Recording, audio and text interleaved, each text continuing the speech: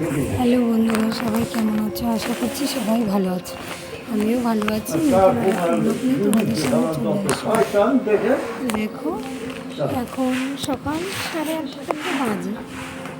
কালকে 500গুলো পোড়াতে পারিনি, আমার শ্বশুর 500 করে দিয়েছে। সেইগুলো আমি এখন রেডি করে নিচ্ছি। এগুলো এখন দিয়ে আসতে যাবো। এগুলো আমরা একটা কারখানায় কাজ করি, তো সেইখানে আমাদের দিয়ে আসতে হয়, আবার নিয়ে আসতে হয়। আজকে এগুলো দিয়ে আসবো।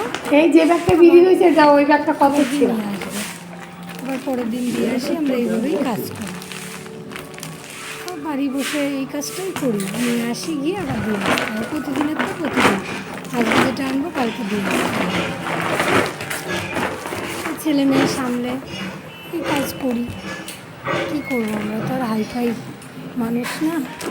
দেখো আমার ব্যাগগুলো সব ছিঁড়ে গেছে, তাই আমার শ্বশুরমশাই ব্যাগগুলো ঠিক করে দিচ্ছে।